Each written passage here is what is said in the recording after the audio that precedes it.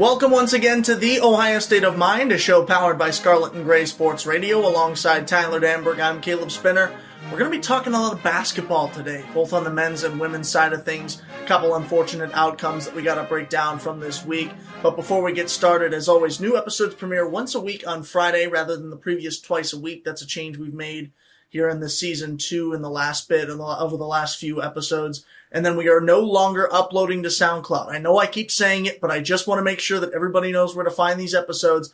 We are now on SGSR TV, however, in an audiogram form for now, and then once we get back into the studio, we plan on doing some video content for you guys there. But Tyler, haven't seen you since before the holiday. How was your break? How was your start to class? How's everything been going on for you since you returned to campus? Well, Caleb, break was great. It was good to be home. It was good to be on the road doing some games for SGSR, which was fantastic. But it was just nice to rewind and relax, and classes are going well through the first couple of weeks. We've got a lot of great stuff brewing on SGSR, so keep staying tuned because it's going to be a fun couple weeks. And, of course, you mentioned being on the road for some SGSR broadcasts, of course, referring to our time down in Atlanta covering the 2022 Chick-fil-A Peach Bowl. Unfortunate outcome for Ohio State fans, but a tremendous week for us. It was incredible to connect with all the media professionals we did, have the access to players and coaches and the CEO of the Peach Bowl, and all the access that we had in roaming Atlanta. We had so many fun experiences going on to the College Football Hall of Fame, where I learned that I would be a horrible kicker and you would be a pretty solid one. The Browns should take a look at you. We learned that Matt can run a pretty fast 40-yard dash, and that Cole is just a knowledge of everybody as he was connecting with everybody from his Twitter feeds there. So we had fun down there. It was a great time, but of course we did not end up publishing an episode when we were down there, getting back to it with this one. But let's get into our men's basketball game from this week. The Buckeyes lost at State Farm Arena on Tuesday, 69-60 against the Illinois Fighting Illini. Ohio State outshot Illinois 40% to 17.7% from beyond the arc, but they were out-rebounded 44-30. That was a huge number when looking at the box score. It was another physical rebounding battle similar to that tight Purdue game earlier the year at the Schottenstein Center. Tyler, what needs to be fixed defensively in order for the Buckeyes to come out on top of games like this?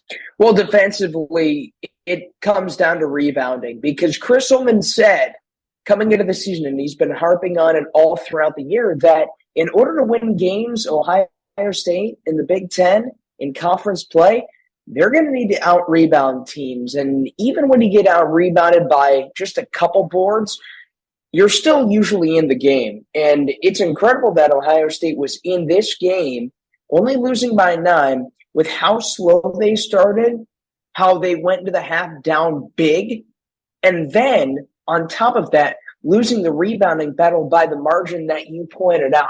15 rebounds separated the Illini and the Buckeyes, and certainly they're going to have to tune it up defensively on the glass, and even offensively on the glass, too. The offensive rebounds are just as important for keeping possessions alive. Yeah, rebounding is extremely important, and I think that is what keeps us in conversations when we talk about games like this, from saying that Ohio State never has a chance because they get outbodied versus Ohio State is hanging in here.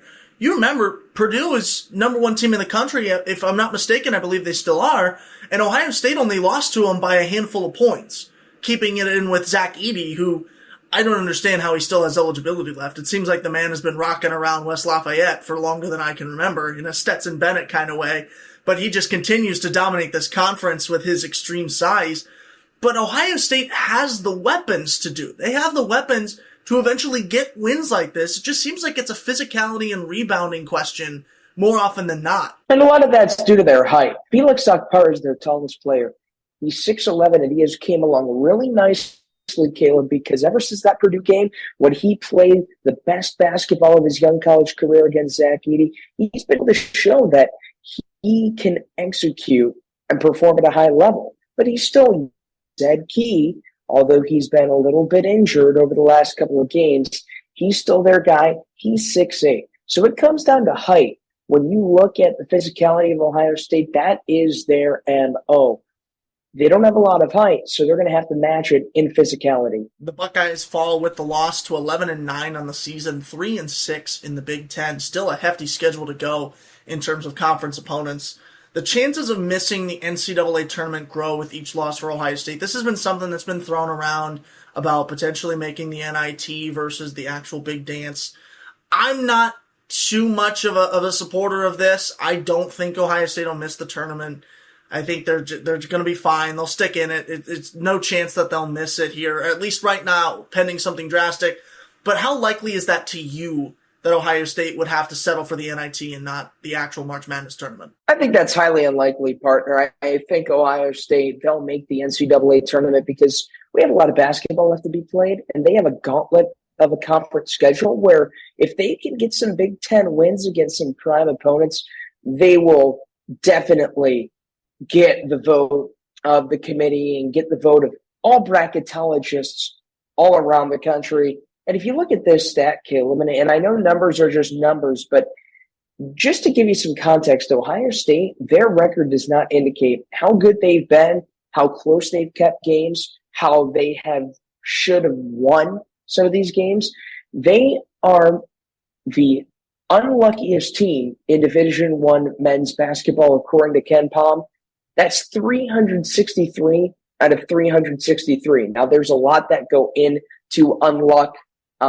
You look at, late game stuff that goes on, late game turnovers, misexecution, and then you also look at strength of schedule. There's just a lot of stuff that hasn't gone Ohio State's way. Now, there are some games that they should have won, but definitely there's no doubt that Lady Luck has not always been on the Buckeyes side, so maybe that gives the people that the selection committee, that gives them the opportunity to say, hey, this team is still competing. They're still Ohio State. This is a very good basketball team. I think that there's going to be a lot that goes into it that proves that Ohio State's probably still going to find a way to get into the NCAA tournament, barring any setback that happens throughout the season. Again, if Ohio State was getting blown out in games like this conversation would be completely different. But the fact that they're able to hang in, whether it's by, I believe it was 2 or 3, 71-69, I believe was the final score of that Purdue game, or 69-60 like this one against Illinois, the fact that you're still hanging in and keeping these close throughout shows that Ohio State is capable of winning games like this. I think that was perfect that you pointed out. Just a little bit of bad luck here and there that sways them away.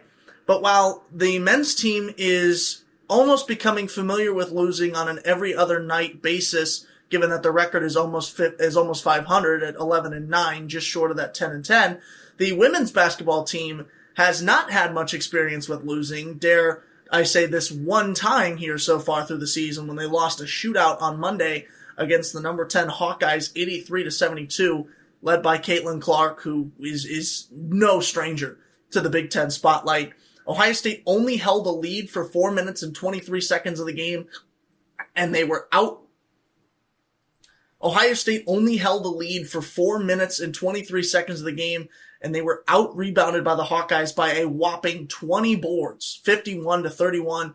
Only 3 Buckeyes registered a make from beyond the arc, too. They led individually by Taylor Mikesell, who was 2 on 10 attempts from beyond the arc. Those are numbers that, you said numbers are only numbers. Those are numbers that tell you why that game went wrong. Yeah, they stuck out. I think every single point you mentioned factored into Iowa's win. Monica Sonano was able to engineer a masterclass on the boards against Ohio State's Rebecca Mikulashikova, and then Caitlin Clark, one of 2 college basketball players since Dwayne Wade, the only other player to ever score a triple-double against a top 2 team in the country since the AP Top 25 poll era. Just an incredible performance by one of the best college basketball players we will see in our lifetime. And Clark and Sonano were just one of many Iowa Hawkeyes that put on a great performance. Now, Ohio State, there were times where they just couldn't buy a bucket. You look at the three-point shot, they just were not able to get those shots to fall. that third quarter was really indicative of the style that Ohio State plays. That was one of the better quarters you'll see them play as a team all season long. They outscored they outscored Iowa 20-13. They allowed themselves to claw back within 2, but ultimately they ran out of steam. But it shows you that everything was working in that third quarter. The Hawkeyes dominated 3 out of the 4, but that third quarter was where a lot of promise showed for Ohio State. And I think once J.C. Sheldon returns into the lineup at a timetable still to be determined, this is going to be a totally different Buckeyes team. Not being able to buy a bucket from beyond the arc hurts, especially when Ohio State, I won't say makes their identity or makes their living exclusively from three-point range, but they certainly get a lot of scoring from it. Ohio State struggled from deep during this game. They finished 4 of 25, 16%, compared to Iowa's not much better, 8 for 27, 29%. We've seen some tough nights for the Buckeyes before from beyond the arc, but obviously with the loss, this one had the worst result of all of them. Yeah, this was the toughest one, and I think Ricky Harris really showed that. She played a fantastic game on both sides of the ball, doing what she does really well. She plays physical, she plays tough, and Kevin McGuff has really needed her to step up. But she was 1 of 8 from beyond the arc. And I think she was one of the many Buckeyes. Taylor Mike saw another one. They just couldn't get their shots to fall. They were getting the looks. They were getting their offensive sets going. The full court press was working defensively, but it just didn't go down in the bottom of the cup. Somebody else who stepped up in the absence of both Madison Green and J.C. Sheldon is, of course, Cody McMahon, who was Ohio State's leading scorer in the game with 21 points. She was one of those only 3 Buckeyes in double digits scoring here. But I'm going to keep it quick here because we're getting a little bit past our time budget here. What needs fixed before the Buckeyes head on the road to Assembly Hall and take on another top 10 opponent on Thursday against the number 6 Indiana Hoosiers? I think it's going to be crashing the glass, following shots, getting points in the paint is going to be a key way to try and overcome and adjust. This Indiana team, top 6 in the country, 6th-ranked team coming up on Thursday night. This is a huge matchup. And again, for those that are going to be hearing this on Friday, the game's going to be concluded already, but this has huge implications. So they're going to need to win the rebounding battle without a doubt. And when you need to win the rebounding battle, turn to Mikula Shikova. Look for a big game from her if that's going to happen. But before we get out of here, I know you had some 3 shout-outs to make from the week of some of the non-basketball sports that we didn't get a chance to touch on today. Go for those. Well, let's start off with lacrosse. They take on Lafayette on Saturday afternoon. It's going to be the big debut of the new Ohio State Lacrosse Stadium. That's in the Woody Hayes Athletic Complex, that beautiful brand new state-of-the-art facility. So best of luck to the men's Lax Buckeyes as they take on a storied lacrosse opponent in Lafayette. And then we go up north. Big Ten wrestling, top 10 matchup between number 5 Ohio State and number 7 Michigan. Last time these two teams met, fireworks last year in front of a sellout crowd in Columbus. How about junior Isaac Wilcox? Last meet, he filled in at 174 against Maryland. He won that. He's got 3 different victories this year at 3 different weight classes. And then I'll give you one more shout out as well. How about women's gymnastics? They knocked down Iowa last Sunday, a top 15 opponent. The Hawkeyes had their season best score, but yet it wasn't enough. Lexi Edwards on the floor, she had a 9.975. That's about 2,500ths shy of a perfect 10. So that is as good as a score as you can get without it being a perfect 10. Good stuff all around from Ohio State Athletics. Thanks for those, Tyler. That'll do it for us here on this week's episode of the Ohio State of Mind. Make sure you're following us on Twitter at State of Mind OSU and Scarlet and Gray Sports Radio, on our social media platforms, SGSR.OSU on Instagram and SGSR_OSU on Twitter. Be tuning in because we got a special basketball broadcast is all I'll say. Because Tyler, don't spoil it. I just want people to go to SGSR TV on YouTube, go to our Twitter. You'll see what I'm talking about. Something you will not want to miss. Potentially we'll be building a house, brick house, on this certain broadcast. Again, I'm fighting not to spoil it, but definitely go check that out for some fun little bit of news that we have coming out on SGSR here.